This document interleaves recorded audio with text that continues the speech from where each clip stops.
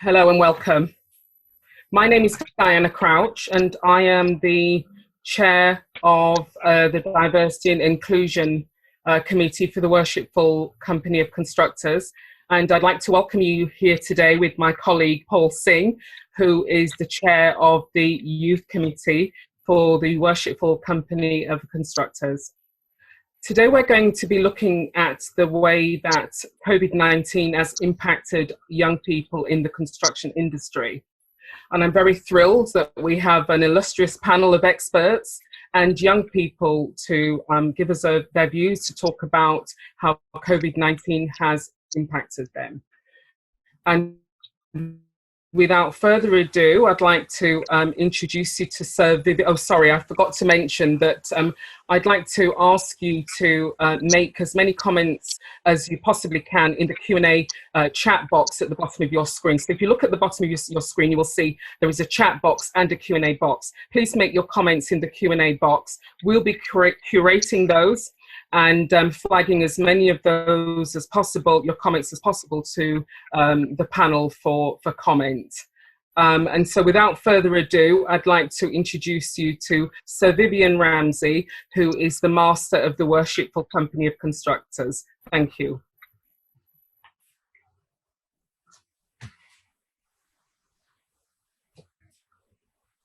Sir Vivian? Have we lost Sir Vivian? Oh dear, I think we have. Julie? Yeah, it looks like he's dropped out. He had done that a couple of times, so perhaps we should, this could be him joining us again. Perhaps in the meantime we can pass to Caroline.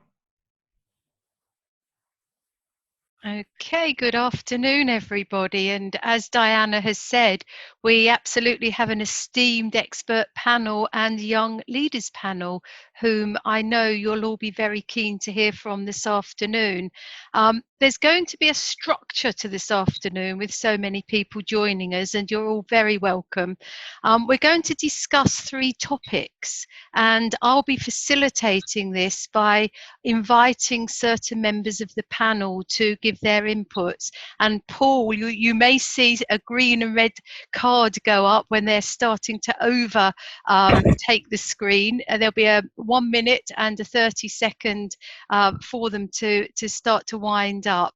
So the 3 questions that we'll be looking at is, how has COVID-19 impacted your career or business? The second will be, what measures do you think the construction industry needs to take to help young people to rebuild the industry? And the third one will be, what measures do you think the government need to take to help young people to rebuild the industry? As Diana has already mentioned, please do put your questions or your inputs, your ideas into the Q&A, not chat box. All of your inputs will actually help us to pull together the consultation document. So every question, every concern, please, however small, do put it in. That will be most helpful. So before we actually go live, has Sir Vivian joined us, Diana? It looks like he's off the scale at the moment. I'll try to get him back in the background, Caroline. Okay, well look, shall we just, to keep this going, to keep it interesting, why don't we launch into the first question? Would that work, Diana? Yes, I think so. Let's go ahead. Okay, so just to remind everybody, the first question is, how has COVID-19 impacted your career or your business? Now I'm going to go straight across first of all to Stefan. Stefan, would you like to take the mic? Hi, Caroline. So I think it all took us by surprise. I think the key thing from my personal experience is like how quickly things started shutting down for the construction sites, and also then the ripple effect then for clients and developers. I think the key thing has been then since then is trying to like redefine new ways of working, funding for future developments, and how quickly things can develop through the pipeline moving forward. And one personal thing from me is that looking forward, there isn't like an immediate effect on my own personal career, but then it's more looking forwards in the next 18 months to 24 months, when you trying to plan your own personal career, regards to opportunities moving forward of progressing your career, regards to getting more experience of higher value, more complex projects. Are they going to be available in the future? And also the need of trying to finish your own projects that you're currently delivering to your clients, that you can then move on as a stepping stone to the next one. So just to close up, I think it's quite known at the minute, but I think the key thing is to be positive and go behind key industry bodies like the Construction Leadership Council of what they're implementing, to everybody to get on board them and get the new behaviours and attitudes in order to move things forward. Thank you. Great, well done. Hey, that card certainly worked, didn't it? So before we continue, I think I saw Sir Vivian pop up. Are you there, Sir Vivian? Would you like to, if you are, would you like to give your introduction before we continue with this first theme?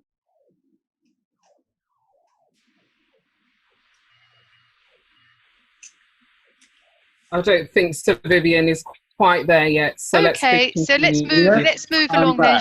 Oh, he's back. Oh, you are I'm back. glad to Okay. say I'm back. Fabulous. And so I'll give my introduction somewhat later. I have actually been listening. For some reason, when I dialed back in, I became a participant listening to everybody. So I've heard everything so far, but haven't yet been able to speak. It gives me great pleasure to be able to speak at this particular event, which is looking at the impact of the COVID-19 crisis from the perspective of young people in the construction industry. I think we've all seen reports of how COVID-19 is supposed to be of less effect on those who are younger in the population. But of course, that's the medical effect. And one of the terrible things which I think has happened because of COVID is that young people who were training or were at the beginning of their careers have now seen a major period during either training or their early careers just pass them by. Now, for some people, that's been a particularly good time because it's given them the time to reflect on what they would really like to do in their careers. For others, though, who have been furloughed and have had the uncertainty of whether they would ever get back to a job or whether there would be a job at the end of training, it has been a devastating. And the purpose of this consultation has been the impact on young people in our industry. The Worshipful Company of Constructors, I'm glad to say, has reduced the average age of membership over the past years and now has a very vibrant, diverse and integrated young group of constructors. The advantage of the Worshipful Company of Constructors is a group of people within the industry who don't all come from one part of the profession. Although listening earlier, there are quite a number of civil engineers, as indeed I was a civil engineer at one stage.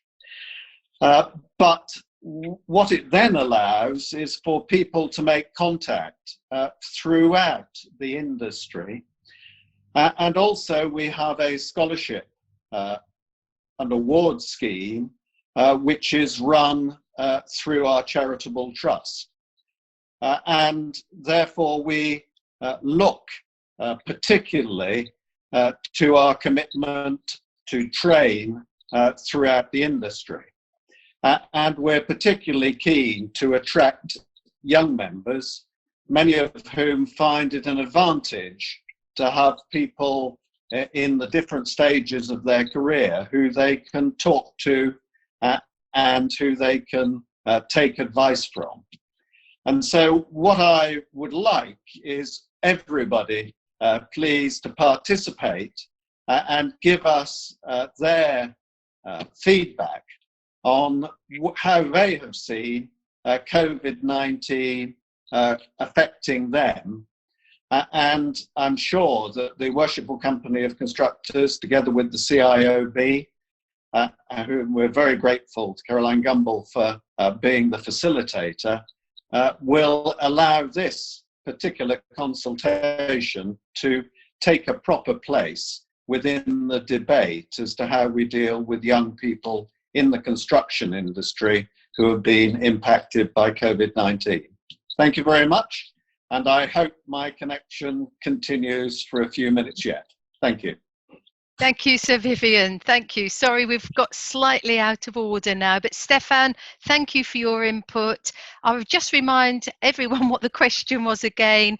How has COVID-19 impacted your career or business? And we're now going to invite Sade to give her input.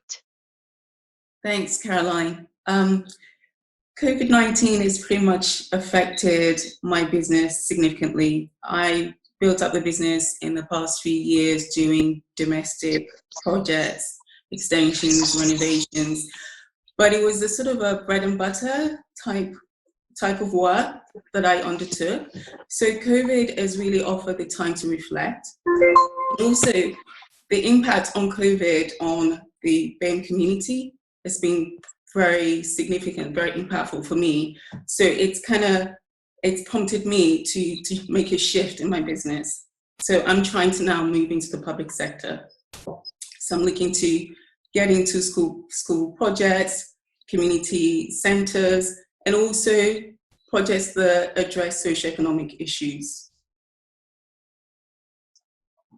That's great. Thank you. I don't even think you got the cards, did you? Well done. That's fantastic. You've overachieved.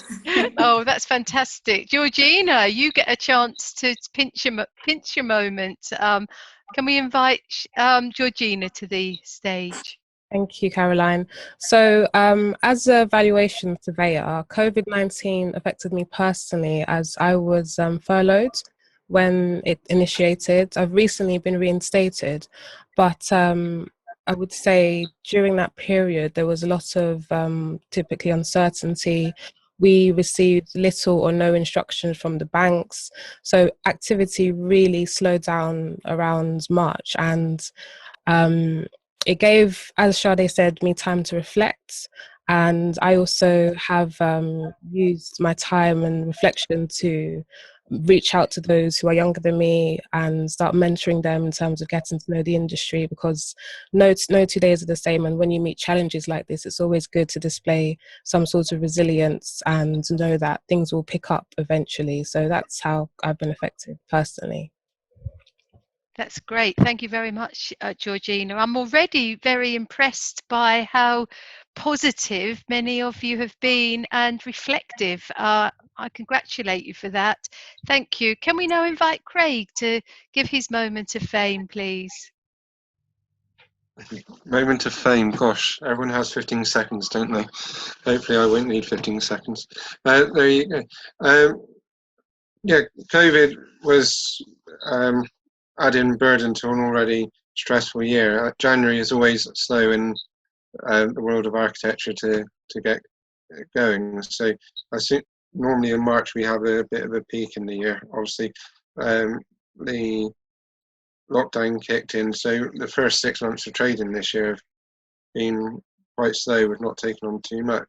In the last month, where the lockdown has begun to ease, it's gone completely the other way and we're inundated. But contractors and people on the ground are still furloughed. They're still taking their time to get back in. There's a slowness of materials to get in. I think someone said earlier, banks aren't really releasing funds at the moment, so it's made it all a bit up and down on what's actually happening. So the future of what's going to happen in the next 6 months is very uncertain. Do we look at getting additional help to cope with the workload, or is it going to drop again by the end of the year? Okay, thank you very much, Craig. Thank you for that. And finally, formally, Danny, would you like to give your input, please? Thank you, Caroline. So from my perspective, yes, it's obviously been incredibly stressful, as I'm sure it has been for everyone. So I'm managing director of a scaffolding and access business, and I think a lot of my role sort of reverted into sort of scenario planning and what was going to be the outcome for us as our order book rapidly declined over a 3-month period. So we've had to make use of the furlough scheme for a lot of our operatives. And I think, the concern for me is moving forward, and as we've seen over the sort of cycles of recession historically, is that technology and innovation is the one area that gets hit most, because there's a lack of, I suppose, willingness to invest in new technologies at a time when we're sort of battening down the hatches and trying to reduce any sort of excessive spend. So, we're already starting to see that in our industry, that we're less, people are less willing to look at new technologies, whether it be BIM and things like that. So there's certainly a concern there. Moving to sort of apprenticeship side of things, I think that was another concern I've had throughout this period, is we're already seeing that the waiting lists for apprenticeships were upwards of 6 months, which was making it difficult for us to attract talent to the industry if people have got such a long backlog when they're coming into the industry, and obviously all of that training has been completely suspended. So it does raise some concerns that how people will move forward into our industry, and how we'll encourage them to get involved moving forward. Great, thank you. Well, I'm most impressed that you're not getting the cards, so I think we've got a little bit of wiggle room. Can I invite Ann Bentley just to say a few words? I think it was on Stefan's point at the beginning, his advice to keep close to the Construction Leadership Council, and he talked about the new operating behaviours. Anne, I don't know if you'd like to say a few words about that, please. Thank you, Caroline. Yes, I mean, it's interesting because in terms of the impact on me personally, I guess I became even busier than I was before, because suddenly a lot of people were sort of pulled off to try and really work a way through this. And the CLC has really been very busy indeed. I mean, one of the areas that I think everybody is familiar with is the site operating procedures, which I think are being used by over 95% of all construction sites across the UK as a way to actually making sure that sites can operate safely, which is, has been a huge impact in terms of productivity in UK construction. As I'm a director of a global business, and it's certainly fair to say that the same level of productivity has not been maintained around the world. So even though we might think it's impacted heavily on construction, we are actually probably faring considerably better than some other countries are with similar levels of coronavirus. But over and above that, the CLC has also been looking at the impact of coronavirus on construction contracts, because we actually see this as a much longer term impact. I mean, there was obviously an immediacy of impact in terms of going to work, working on site, working in your office, wherever you worked. We fear there is going to be a longer term impact in terms of contractual disputes, who pays, whose fault was it, and we see the sort of 6 months to 12 months period as quite a dangerous period. And then finally, we are looking, the CLC and government together, so with BAYS, we have now published the Industry Recovery Plan, which is a sort of 3-stage plan, very much about the immediate impact of coronavirus, what we can do in the medium term, but actually how it gives us the opportunity to rebuild and re-establish the industry. So yeah, the CLC has been very busy and has put forward lots of ideas that I think, if we all adopt them, will change the industry. Great. Thank you very much for that contribution. That's very helpful. Thank you, Anne. So I think we've come to the piece where I meant to just pull this together for this stage. I guess there's just a few flavours that come to my mind. One is, I think for all of us, the immediate impact, the shock, the uncertainty. But what I've taken great delight of hearing is the resilience, and how many of you have used this as a period of reflection, albeit a slight concern about what might happen in the slightly mid to longer term. What's the sector going to be like? What are the career opportunities?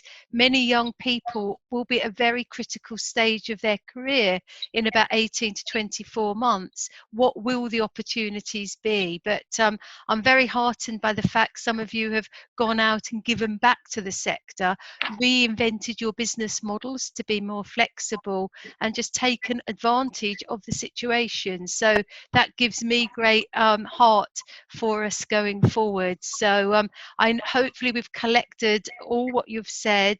I know questions are beginning to come in, which again will go into the consultation document. Yes, Caroline.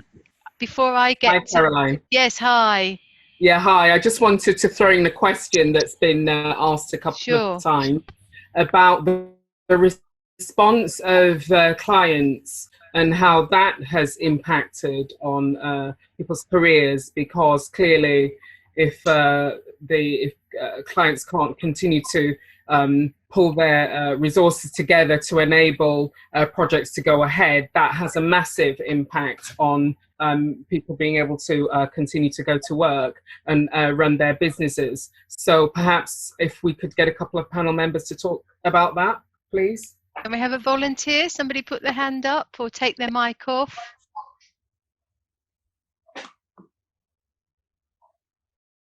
Okay. No. Oh, Anne, well, you're being a hero. Thank you. Okay. So, I mean, the company I work for, we're essentially a quantity surveying company. I mean, we do lots of other things as well, but we see a lot of sort of client reaction, if you like, at the coalface. And it's fair to say that we have seen the best of best practice and the worst of worst practice across clients, across all sorts of sectors. So we have seen some clients, both public and private sector clients, who have continued to pay contractors even when they're not on site, to keep the jobs going and to make sure they get security of supply chain.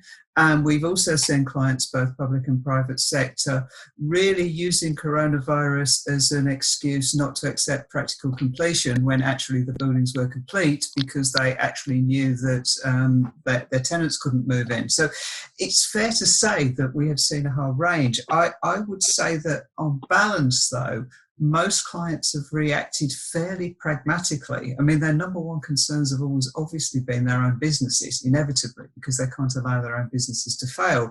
But actually, most clients have taken a reasonably pragmatic view to say, you know, none of us expected this, and we've got to sort of work our way through. But it's just as difficult for clients, in truth, as it is for practitioners. You know, everyone's struggling. Thank you very much, Anne. And I know from a CIOB perspective, we have pulled together globally a client group so that the main contractors and clients can, in a nice, independent, friendly way, learn from each other to how we can come out of this. And I'm sorry, I know we have some legal professionals on the panel, but we don't want the solicitors to get rich out of disputes. We want people to be able to manage them in a friendly, collaborative way. Otherwise, it will take a much longer time to recover.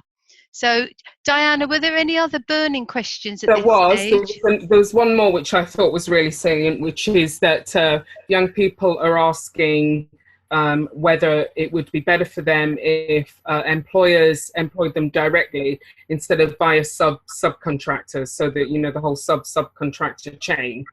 So they're saying that they're asking whether it would be better, if that would be beneficial going forward, if there was more direct employment in the sector.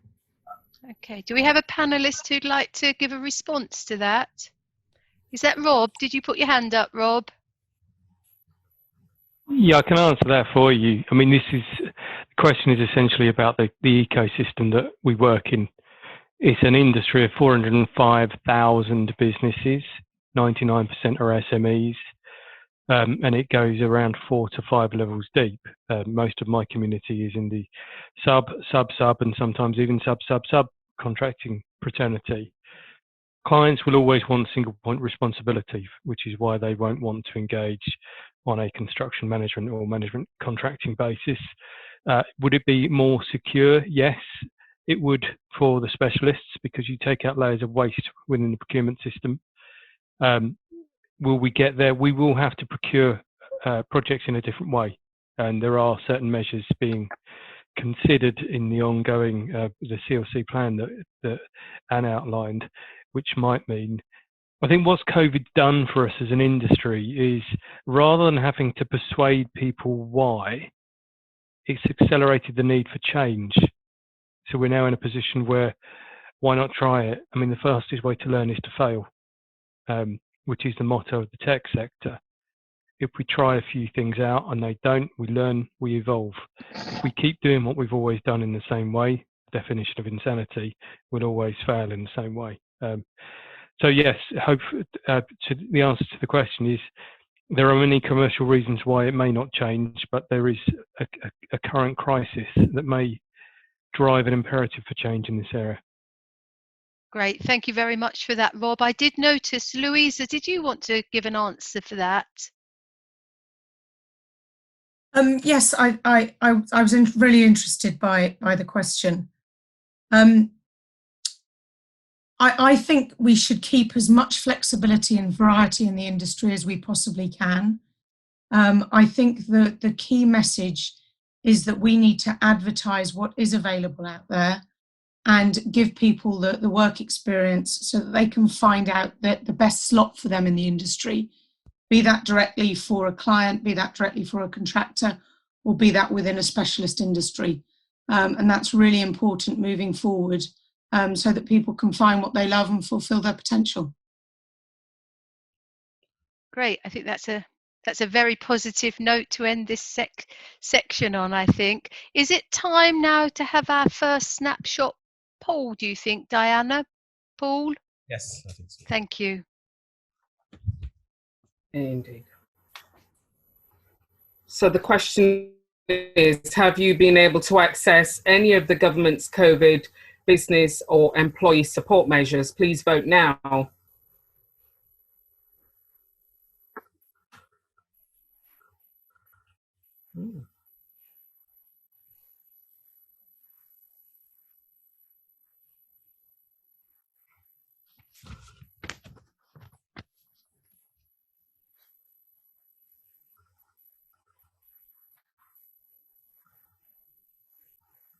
Diana, how long are you giving our I'm audience? giving them another few seconds. Okay.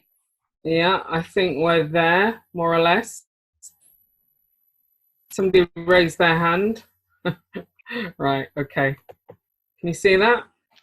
We did, and then we lost it. Can we see it again? Yeah, share results. I'm sharing. Can you not see that? Yeah, I can see it now. So 63% could access, and 37%, so roughly 2/3 were able to access either business or employee support. Great. Okay, thank you. Great, thank you, Diana. I think now's the time that we'll move on to the second focus for us. So the question I'll be asking panelists to respond to is, what measures do you think the construction industry need to take to help young people rebuild the industry? So I'm first of all going to go across to Satnam, please. Let's move to Henry, because Satnam couldn't get a connection. Oh, okay, we'll go straight to Henry. Welcome, Henry. Yeah, hi everybody. No, in terms, I think that we're in a very short, and it's been completely disrupted. The state of the shock, everything that's happening across all areas. But in a broad spectrum, the one thing that we do have to keep sight of, I was quite young when I went through the first, about in my late 20s, with the recession back in 2008, led all the way through. And what really hit the construction industry very badly was the amount of people who either didn't engage, that left it. And we have a knowledge and skills gap. And I know that Danny had mentioned earlier on about technology, but also the type of talent and people. And we don't always attract the very best during those times. So I think that the longer view, this will end at that point. So the key instance of any organizations that we have people, and organizations are formed of individuals, that those aims of those individuals, the skill sets to be particularly brilliant in their field, no matter what it is, and actually start mapping out those points. But the real risk, of course, to the individual is because we now have individuals who are worried about themselves, about their own career path, as well as their own technical points. And that was really one of the things in the last number of months became very apparent, was the lack of skill sets as well in an unprecedented timeline, or going back to first principle basis of how to solve some problems. So I think that the deep-rooted knowledge, continuous training, and that we do keep an eye on the longer trail of where we think this will all go. So if we concentrate on the next period of time, absolutely, we've all got a bumpy road to get over, but to keep a very close eye and to have those incentives for very, very good people. And there's a hell of a lot of really excellent young people, and we've seen it throughout, that we keep them engaged, keep the skill sets, keep the knowledge, keep the education, that when we come outside the other end and the rebuilding element, that we have and retain the absolute very, very best. The construction industry could really suffer if we make the same mistakes as back from a lot of people did in the last financial crisis. Okay, thank you. That's great, having that lens on what's happened before, Henry, to try to avoid that happening again. Thank you very much. Louisa, would you like to make your input, please? Yeah, certainly. Thank you. I think COVID hit everybody, but what it did highlight is how resourceful everybody in construction is to solve problems. What it has caused is it has meant that we've had less work experience and we've had less year-out students. So what's really important moving forward is we get back on a positive foot in re-establishing those opportunities within the industry, and ideally being more joined up so that we can share the young talent around both the clients, the contractors and the specialists. One particular area, I think if it would be great if we could invest more in trade apprenticeships, and again have a more joined up approach in how they gain work experience within our supply chain. But my key message is, firstly, make sure people understand the opportunities within the industry. Kier had a system called Shaping Our World, which got shared, which I think was a really positive way of seeing the opportunities. But make sure we open doors to the young people and make it possible for them to get into the industry. Later on, we talk about some of the government measures, but I think measures that allow people in quickly would be great. Great, thank you, Louisa. That's very forward thinking and obviously the right thing to do, and it fits well with Henry's perspectives as well. Thank you. Martin, would you like to make your comments, please? Yeah, I'd love to. Thanks very much, Caroline. I think, and it's kind of been touched on in some of the other panelists. I think what we should really do. Yes, it's been a shock to the system, globally, not just the construction system and the construction industry, but the whole economic system. And I think one of the things when you a good indicator of a strong and healthy economy is a strong and healthy construction sector. And I think one of the things that we kind of overlook sometimes when we're really busy in doing what we do best is just that. We overlook the things that we do best. Innovation, teamwork, collaboration, leadership. There's an abundance of these skill sets in the industry. And I would say that these skill sets that we have, that we call upon day to day to deliver our projects, those are exactly the same skills that we need to work our way out of this and to excite and ignite and inspire the next generation to come into construction. So I don't know if we have to do anything differently internally, but I think externally we have to use all of the talents that we have and express them to the marketplace to show that, you know, the built environment, because let's face it, we're all in the built environment. We spend all of our lives in the built environment. So let's find a way to communicate the positives that we do and use that to attract people to come into the sector. Yes, we have some issues like all of society that we need to resolve, but I think one of the things we often overlook is just how good we are at the certain things that we do. Great, thank you, Martin. Enormously positive, and I couldn't agree more with what you've just said. Fantastic, thank you. Karen, would you like to come next, please? Thank you. Absolutely brilliant point. Naturally, we're in the construction industry because we're problem solvers. That is what we get paid that we're doing. I would definitely say I work in recruitment for the construction industry with a strong focus on architects. And I would definitely say, I think it's being aware of the younger generation, kind of 16 to 24 age gap. There is a lot more hurdles coming up for them in the future. And I think we just have to be aware of maybe those kind of mid-level roles. Those individuals might take a pay cut and might start taking the roles of those people that are just graduating. And it's really important to bear in mind, basically what some of the team was saying earlier, in terms of what's happened in the past. We can't have negative areas where we suddenly lose a generation of people getting the industry. Even if we don't feel it right now, we're going to feel it. I think it's just about mentoring those people, helping them, allowing opportunities. And hopefully we'll come into government offering some of these schemes so that if people are on furlough or unsure about job hunting, they know that there is a support network for them and this industry can help and can grow. It's not something cut off for them. I think it's kind of the main thing I want to say.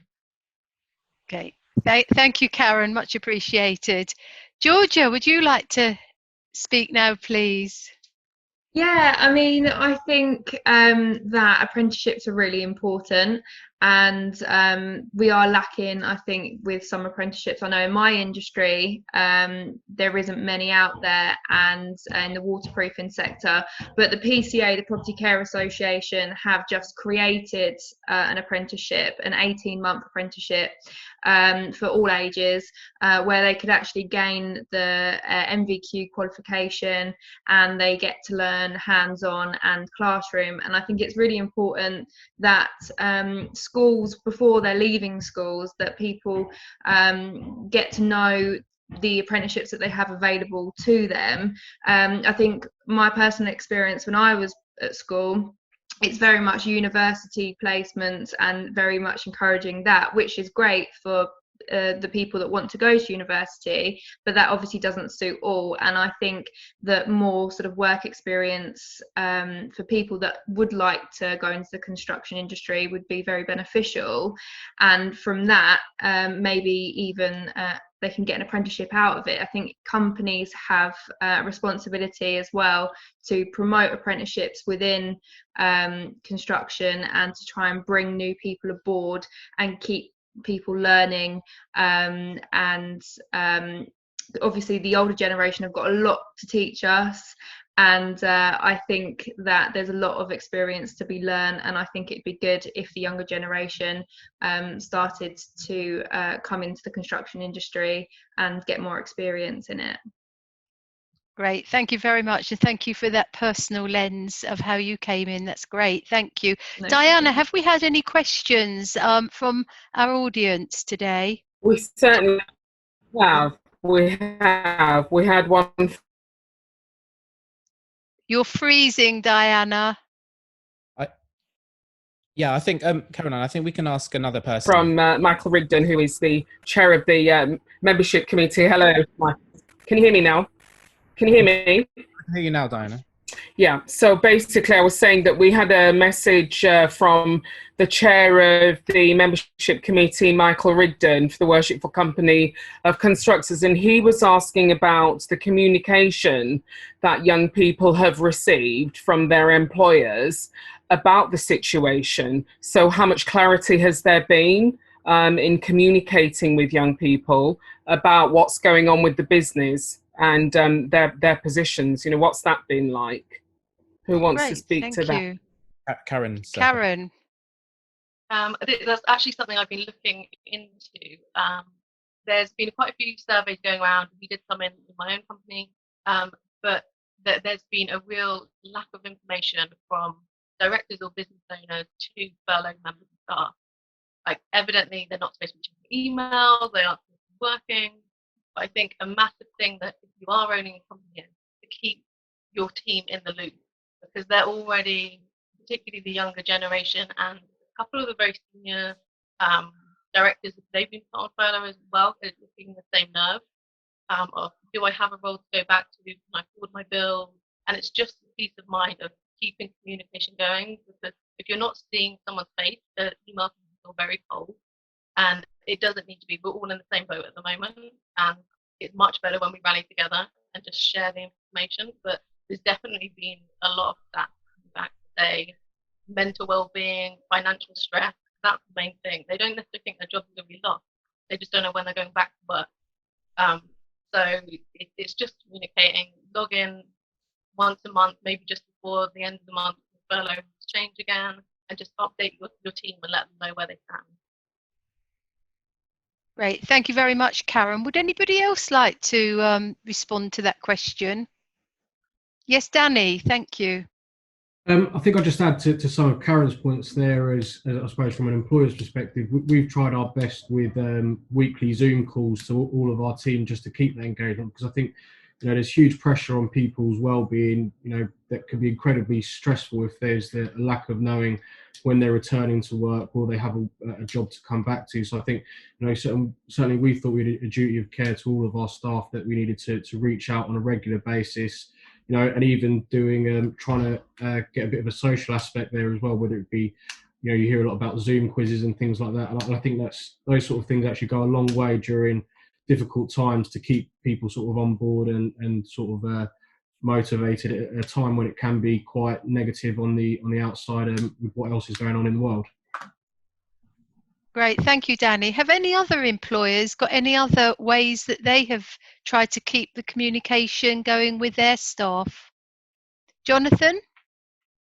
Yeah, hi, thanks, Caroline. Okay, so just before COVID happened, we wanted to scale, and therefore we hired 2 architects to join the firm. And then we went through the period of lockdown, but that was also the period we had, which was onboarding the staff. Now, while it might have been a better way to be like really open and let them know how we're actually feeling, we thought it was better because we had seen that potential and we had taken the risk to say, look, we are bringing you guys on board. We felt that it was more important to play up on areas where we felt that integration was better, instead of saying, oh, we don't know if work will be around for the next 6 months, so we have to see whether we can keep you. What we decided to do instead was to build on the skills that they have. So we said we'll dedicate that first 3 months in lockdown to training and leveling up their skills as well. And then from there, if and when they come in, to actually like stagger that into the training, just to push a bit of that uncertainty out of the way, to still say, we want you here, we need you. We're looking more on the long-term aspect of it, and rather just whether we will still be around between the next 3 to 6 months. Great, thank you very much. Any other, Louisa, would you like to? It was just a very brief comment. You know, we've been very similar. We've done weekly calls. There's been lots of things happening. But I think the bit of feedback from it is we actually need to take the opportunity from this time in new ways of work and things like that. And that will, I think, help attract more people. And we found out people can work from home very productively. But we've also found out that you really do need to be in good communication, because otherwise people can get lonely. So I think it's just important we learn from this. We grab all the good stuff and we learn from the things that haven't gone as well. But communication will always be at the heart of it. Great, thank you. Anybody else? Karen, Caroline, did you put your hand up? Caroline, can I just say that I've had a couple of questions about Kickstart, the government's Kickstart scheme. So we can talk about it in this section or in the next section. if it works better. Paul, are we just okay to for let you know. time? Shall we pick it up now? I think, can we move on to number 3, because I think okay. Okay, we'll move it to anything else for this section, Diana? Any questions? Well, I mean, there was one question about what trade bodies can do to make sure that we don't lose people from their professions, and just simply because they can't find roles. What the trade industries, to get professional bodies and so on, can do to help ameliorate the situation. So those are the two main issues that have come up a couple of times. Okay. Would any panelists like to answer that question about trade bodies? Rob, would you like to? We're a trade body that has put into play a loaning labour scheme. So if you want to look at the 2,700 contractors that we have in our community, they can either request to borrow or lend labour. Now that will see them through a second spike. Any further lockdowns, social distancing, travel problems, whatever else that comes with that. It will help them deliver on time. So the behavioural aspect that people mentioned earlier is about bringing the community together instead of viciously competing with each other to undercut, cooperate to deliver. So there are a number of key roles for trade bodies, and I'd like to think that us and a number of other trade bodies have been useful and supportive within the CLC framework at providing technical input and other things. I know we've tried to support Ann's work in terms of the behavioural guidance for contracts and disputes, which is of course trying to avert the risk of high levels of insolvency as we hit Q4 this year and Q1 next year. Great, thank you, Rob. Anne, would you like to say anything in response to Rob's input? So, I mean, it's interesting. We have sort of weekly meetings of the CLC, and one of the really, really clear sort of bits of feedback that everyone has fed in is that the CLC historically was a body of volunteers that was very sort of idea strong but resource light, if you like. And I don't think we'd ever really, certainly in the last 4 or 5 years at least, ever really found a way of tapping into the incredible resources, both in terms of skill set, but also actually in terms of numbers as well, that the professional bodies and the sort of representative groups and the trade associations have.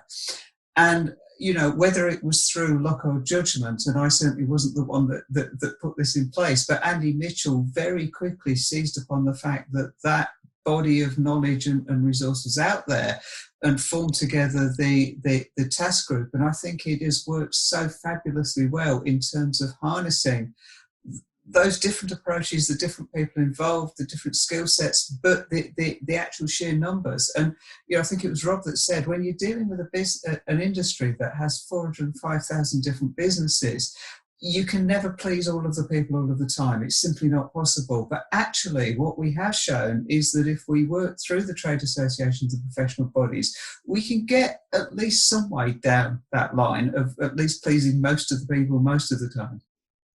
Great, thank you very much. That's really wise, Anne. Thank you for that. And I just remind everybody, just in the last few days, with government support, the talent retention scheme has just been launched for the sector. That's for everybody. It will be managed on a regional basis. So if anybody's interested in that, certainly I'm sure that will feature in the report. But trssystems.co.uk, and then you can find construction. So that's a good website to take a look at. Right, Paul, you're beginning to look anxious. Do you want me just to summarise that section? We can move on to the poll. Yeah, move on to the poll is great. Thank you. Caroline, would I be able to ask a question before we move on to the next section, please? Who's that, Craig? It is, yeah. Yeah, while people are filling in the snapshot, would you like to ask your question? Yeah, it really spawned from what George has said about this idea of apprenticeships. Would the institutes or the professional institutes, RIBA, RICS, CIBSI, CIOB, be willing to create routes to chartership which don't require having degrees and masters, etc. Because obviously now to get a degree, it's £9,000 a year for tuition, plus however much membership. It's a massive commitment for an 18-year-old to move home. Whereas if there's a skill shortage in their local area, surely they could get on-job training to be able to achieve the same outcome. Sure. Craig, I can only speak for CIOB, and only a couple of weeks ago we've launched a work group to look at what we're calling the new non-chartered routes into membership. So these things usually take a while to come to fruition because you have to go through lots of governance and certain things. But yes, we've recognised that. I don't know if anybody wants to speak on behalf of any of the other institutes. I can't see because I've got the poll in my way.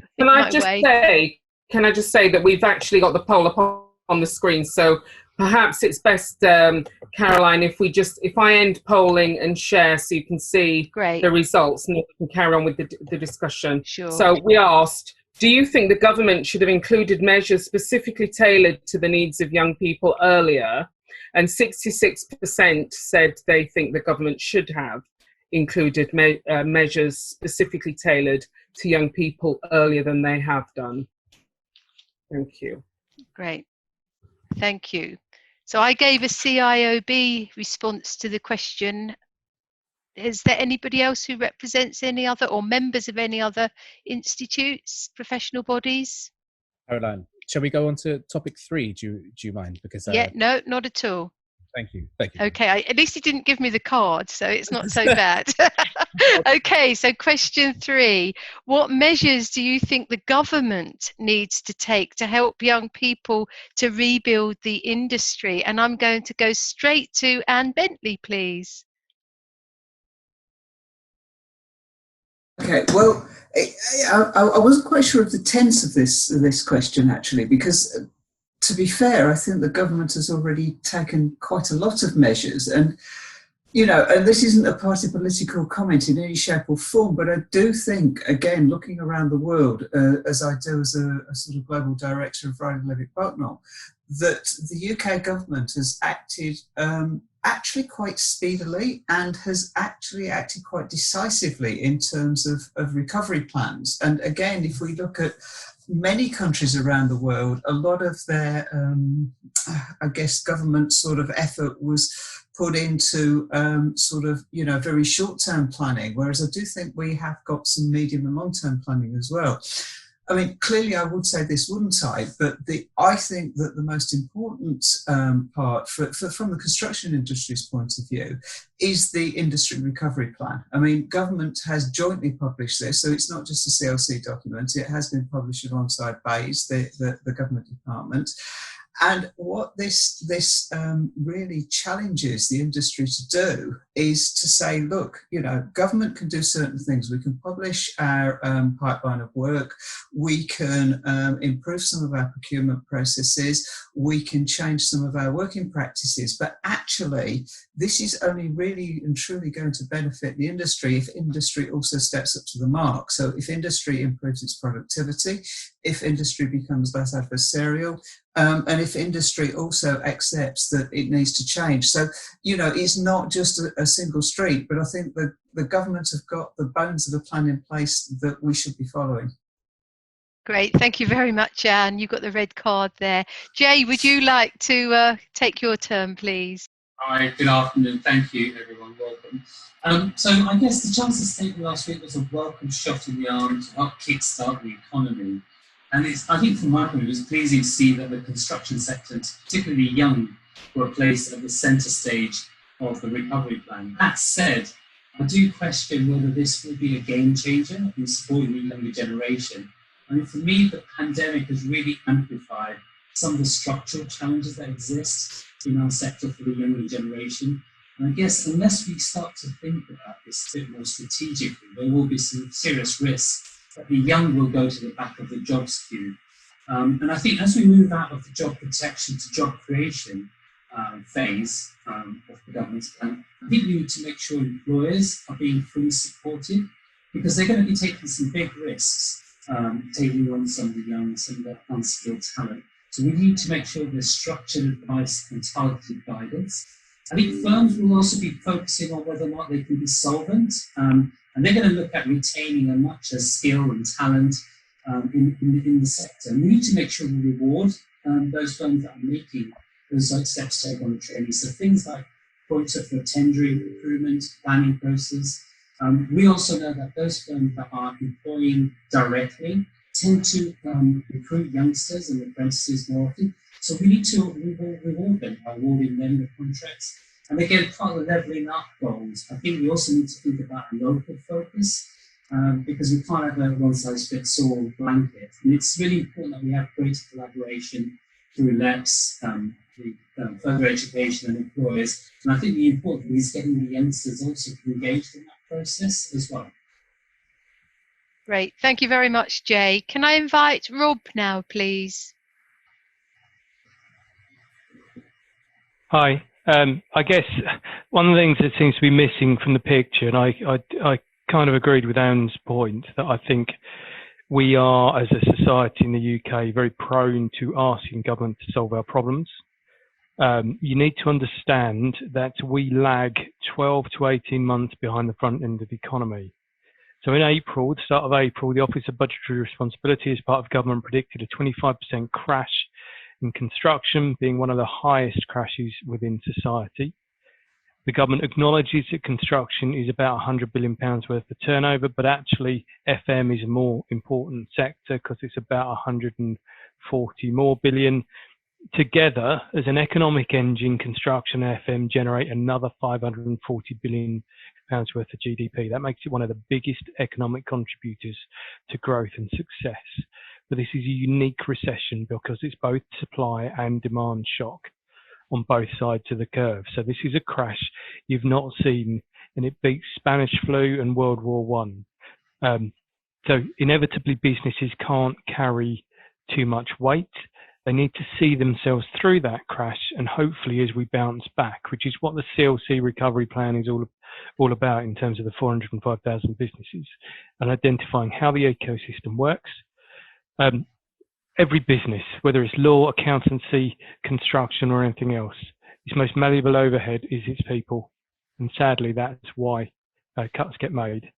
I'm not saying they have to get cut. They cut marketing, they cut anything that's not a static overhead. So the issue with construction is that this COVID hit, we think it's hit already. We haven't seen anything yet. It will hit in a substantive form at the back end of this year, start of next year. That's very close to Brexit. What we've got to do is take that long-term picture view and see what skills and experience will we need as we climb out of the recession. And there are a couple of drivers for recruitment there and opportunities for young people: net zero carbon, digital transformation, which are all skills we don't have, and we've not grown indigenously within the industry over the past few years. I'm going to stop there because I'll get a red card otherwise. No, thank you. Well done. You avoided it, Rob. Well done. Thank you. Okay, Anne Okafor, would you like to go next, please? Hello. Yeah, and I would just agree with what Rob said there about looking at skills that we're going to need going forward. We need to make sure that when we bring young people into an industry that they have sustainable options and opportunities that allow them to develop going forward. There's no point bringing people in for short-term opportunities that then make in 6 months' time they're in a position where they almost back to where they started. We need to make sure that there's opportunities for progression long term. And I think that's something maybe that businesses will need support and help with along the way. Great, thanks, Anne. So Vivian, would you like to take a turn, please?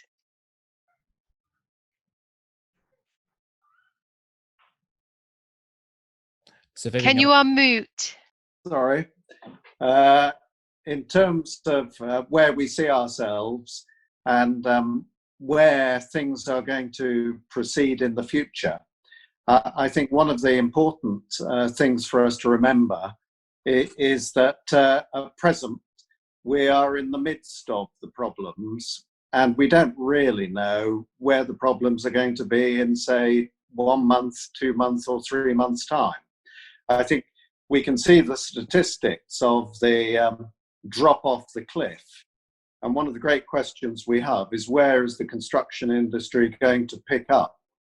And with so much public spending going obviously into the support of the COVID period, one of the problems is, for instance, is high-speed line going to be built? Is the power projects that we've seen heralded, are those going to go ahead? Which are really the drivers for a lot of the work we have to do. And although the government has said build, build, build, the question is, what are they going to build and how are they going to do it? And I think one of the most important parts is to ensure that we come back greener, with better technology, and we try to learn lessons about the more efficient ways of working, and, dare I say it as a construction lawyer, avoid as many disputes as we can. Thank you. Well done. Thank you very much. Jonathan, would you like to take your turn, please? Thank you, Caroline. So I think the most important thing that the government needs to do is actually build trust with young people, because in the course of mentoring and speaking to a lot of the younger engineers and younger architects we deal with, most people have stopped listening to what's going on because policy is so contradictory. We mentioned the Kickstart scheme, which is sort of coming into place, and there are a lot of people now saying there was something similar almost a decade ago, in which it got scrapped for various reasons. Have these reasons actually been addressed by putting something just forward? Are we looking, what we probably not need to do is not only to create temporary access to jobs, but to build a support framework around, keeping these young people in the industry longer, as opposed to just having a scheme that supports them for 6 months and then what happens after that. So things like, reducing the entry barriers to the industry, wages need to be made more consistent with the living wage. These are just things that the government can sort of think about. I mean, ensuring jobs provide the adequate training and support, or even incentivize. Like, we run a small firm. It costs a lot. Our productivity gets reduced when we look into training or when we try to do a training ourselves. So maybe just subsidizing that sort of training for us so that we can get other guys to do it. Diversity and inclusion also is a big factor, because when everybody starts feeling the weight of the economy, those that are the more vulnerable get affected a lot more disproportionately than everybody else. So just maintaining that as we look at solutions that we can put forward. And supporting smaller firms, they're more adaptable in creating roles. So maybe giving them more support to be able to create roles that adapt to the creation of a greater economy. And just helping young people stay in education longer, giving them a longer transition time could help as well. Thank you. I got the card. Okay, thank you. That wasn't a reward, Jonathan. Katie, we've left you till the last. You're welcome. Thank you. Yeah, I think we've got a bit of a problem. So we came into this with a skill shortage. It's still there. We've still got a skill shortage, but we're not going to be taking anyone on because of everything that's happening. So the problem is, we've got certain trades which aren't getting any young people in, such as bricklaying, electricians, plumbing, things that sometimes aren't as desirable to young people. So then we've got the problem of an image problem. So does the government need to help us first with the image of construction? They could do that, for example, by stop calling people semi-skilled, low-skilled workers. Nobody goes to school, finishes school and puts up their hand and says, I want to be a semi-skilled worker when I grow up, or a low-skilled worker. It's just not desirable. So we have a certain amount of trades. I mean, I'm in lifting, I'm a crane operator, but such as bricklaying and things which aren't getting any young people into, and we're not pushing them into them at the moment with everything that's going on.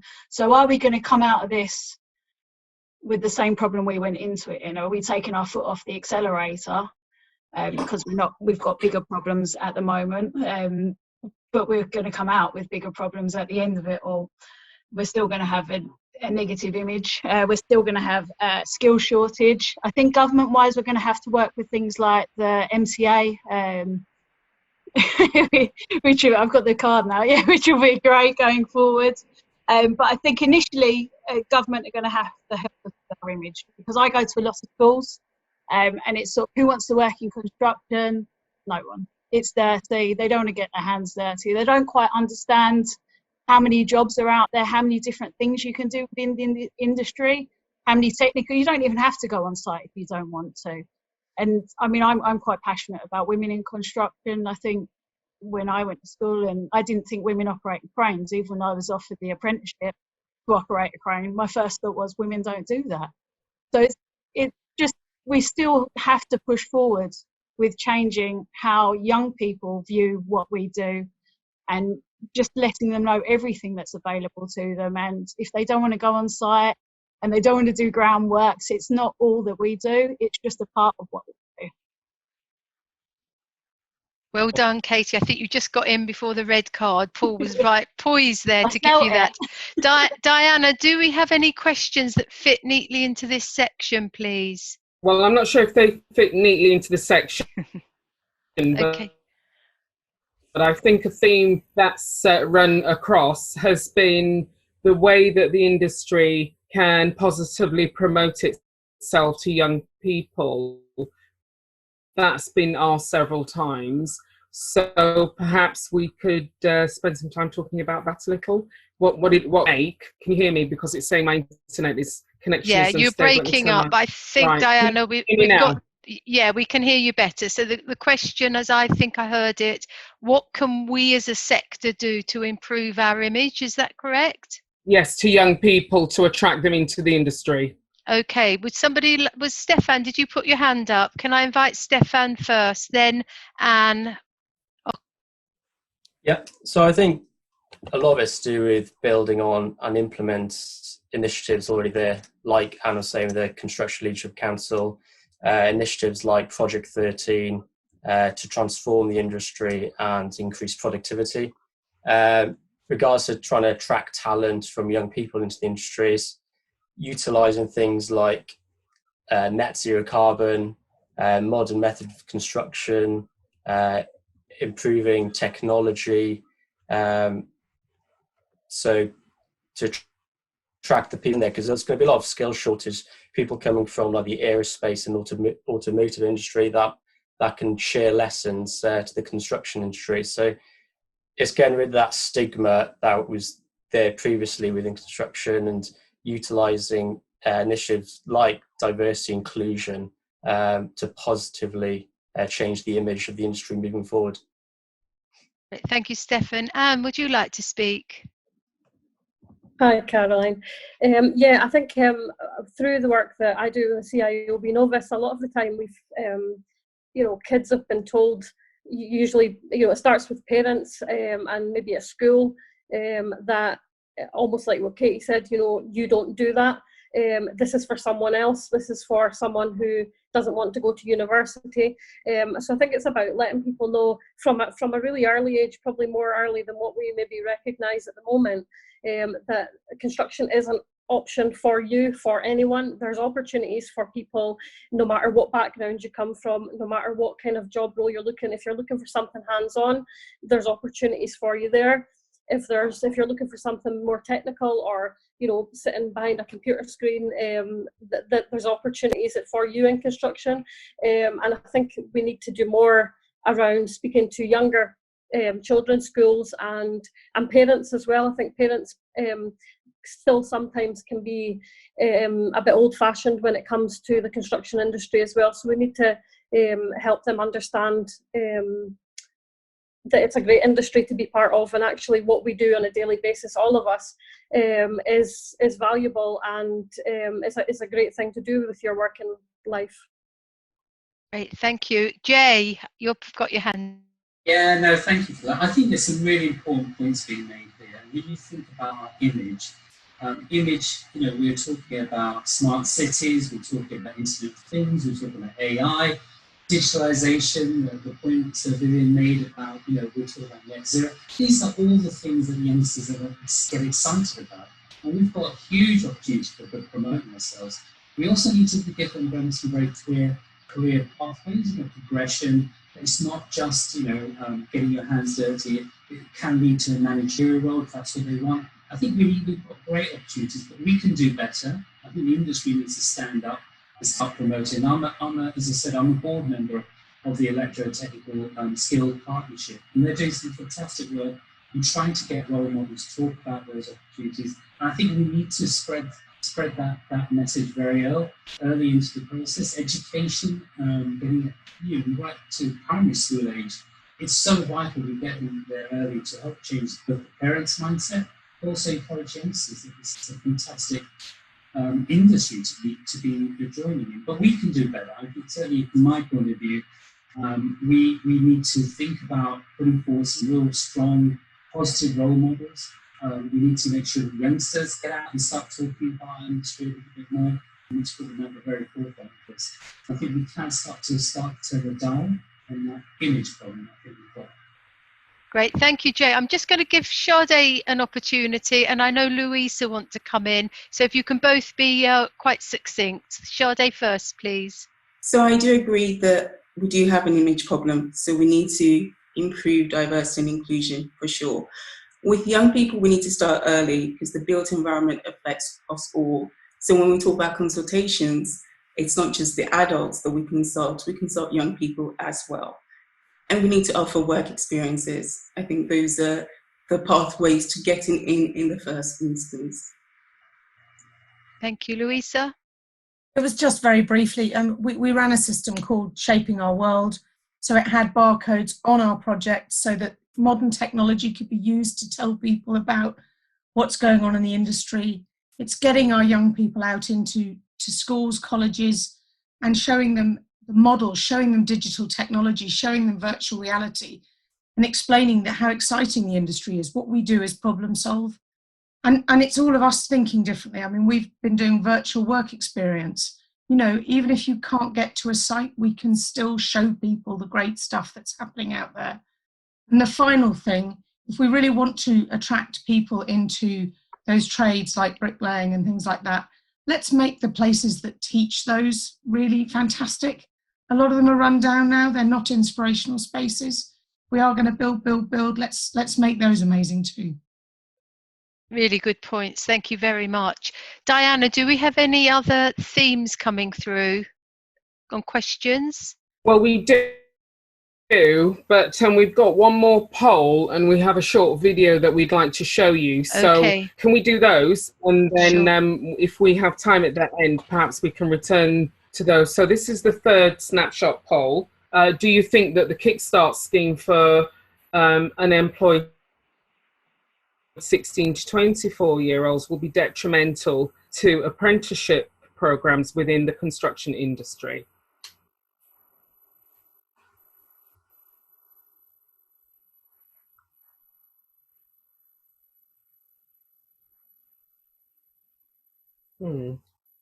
Well, I think that was fairly decisive. So we have almost 75%, 74% don't think that this is going to be detrimental for apprenticeships, and 26% think it will be detrimental. Thank you for that. And now I'm going to try and do something that I experimented with. I'm going to be very glad and try and share my screen with you. Aha, and show you a video. So, share screen. There it is. Share. Okay. It's not as slick as it was when I practiced it. Hello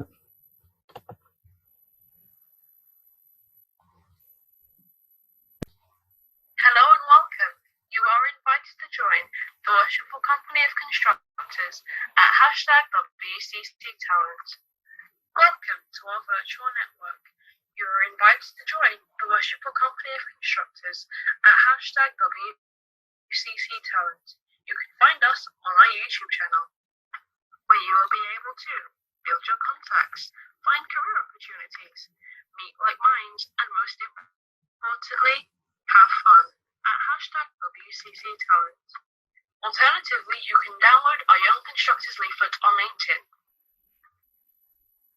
Thank you from the Worshipful Company of Constructors, and remember that hashtag is WCCTalent. Thank you.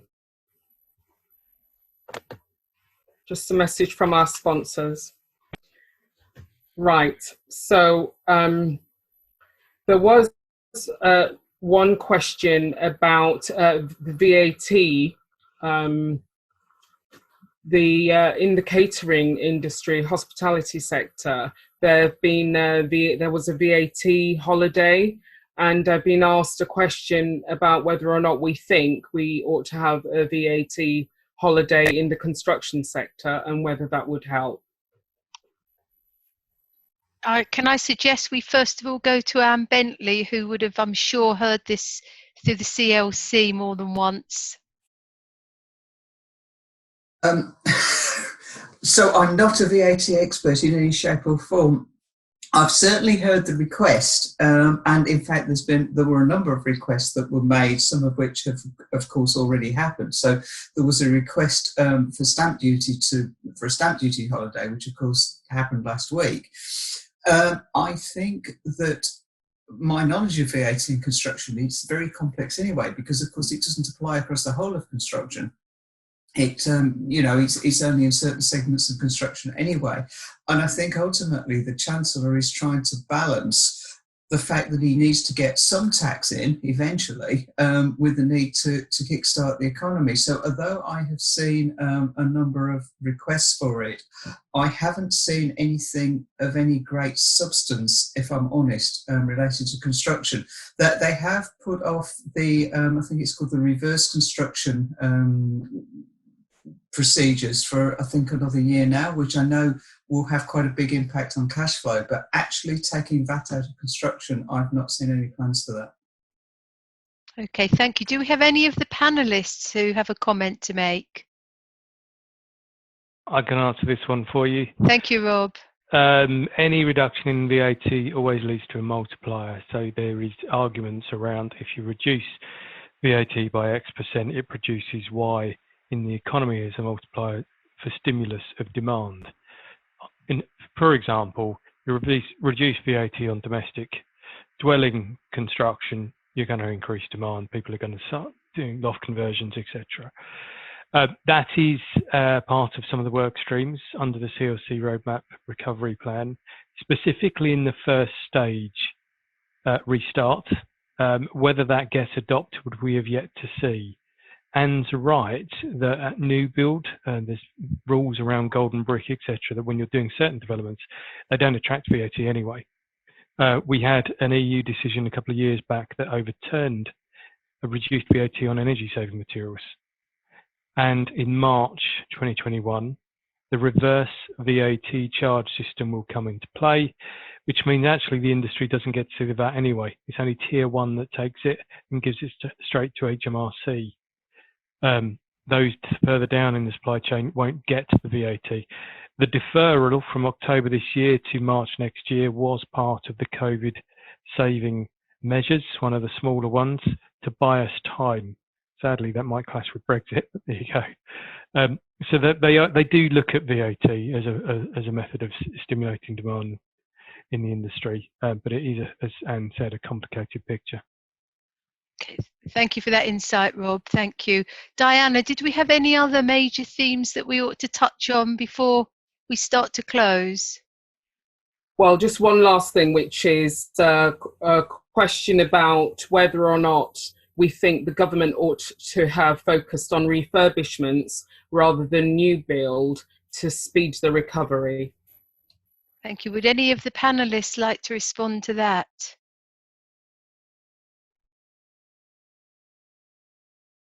I can't see any hands go. Oh, yes, Martin, well done. Thank you. I can deal with it. I think they are the result of some of the plans looking at converting commercial to residential to cure the housing crisis and deal with some of the commercial vacancies that might be left after COVID-19 are embryonic plans that may deal with exactly that point. And I think the CLC's recognition of procuring for value, in other words, everybody knows since the Parmar report back in 2016 that the operational value of a built asset is 80%. The construction value is simply 10%. So if you look at the whole life value, the 10 plus the 80, you're going to get more value out of the asset in terms of built environment than you ever do looking at construction cost. So if you like FM, RMI, repair, maintenance, improvement, whichever label you want to give to it, is a more vital stimulus to economic growth in a country where over 50% of the built assets are already built. We're not a landmass like certain other geographies where you just build in a vacant space on the end. Okay, thank you. Does any other, Martin, did you want to say anything else? Yeah. Yeah, just on that, I think obviously I'm in sustainability, and it's quite clear that to reach, if the government wants the nation to reach its long-term zero carbon targets, the only way it's going to do that is by addressing the existing stock, not only housing but commercial, whatever infrastructure, whatever that may be. And I think there's a massive opportunity there, as the economy shifts to, from a, yes, it's about tech, but if we have people that aren't, that want to do a more interesting job and want to do something that's going to be sort of good for the planet, maybe not everyone can be a sustainability manager, but there's a massive market out there that's going to be needed in terms of retrofit. I mean, it's something that Canary Wharf Group has done since the start. Once we built that initial, the initial office blocks, we're constantly refurbishing them and constantly retrofitting them. And actually, it's not new. The Victorians, did that. They built really strong and really robustly, and we're constantly, they're the schools that stand the test of time. And I just think that we've got to rethink the way we approach projects. In the built environment, we've got to look at the longevity and the life cycle. And I think there's a whole new range of different criteria that we should be, we should be building into that. And I certainly think there's definitely something there in terms of the future marketplace and the future workforce. That's got to be something that's really attractive to try and to green the built environment. And I think that's something that we tend to overlook. So yes, a big vote for retrofit, certainly from the sustainability of the built environment. Great, thank you. Diana, do you have anything else you want to cover before we start to wrap up? No, I'm good, thank you. Thank you. Can I just invite Sir Vivian, if you wanted to say any closing remarks before I do the final wrap up? You've got your mute, or you need to unmute. I've been listening absolutely in fascination at the input I thought we've had this afternoon. It seems to me that this event has produced a lot of good ideas, both from the expert panelists and from the young people who have participated. And out there, I know, looking at the number of participants, I can tell that we have a number of members of the Worshipful Company of Constructors, and we obviously have a number of people who are still outside the Worshipful Company of Constructors, who I hope will be enthused by this presentation to consider joining the company. The advantage is we've had the video clip.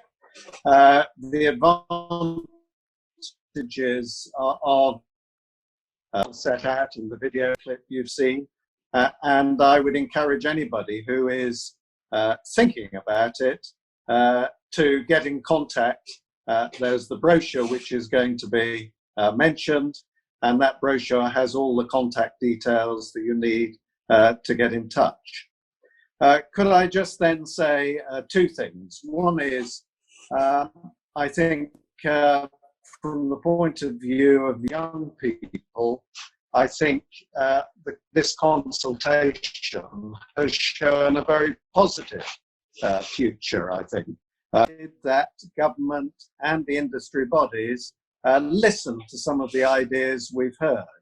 And I think we do need to look at skills training. We need to look at ideas of changing the built environment so that it's not just the construction cost, but it's the whole life cost we consider, and all sorts of other ideas.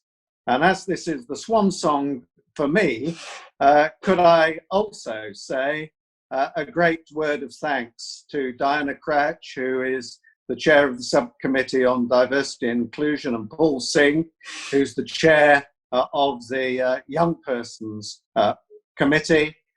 And also in the background, although she's been sitting there directing us, is Julie Camp.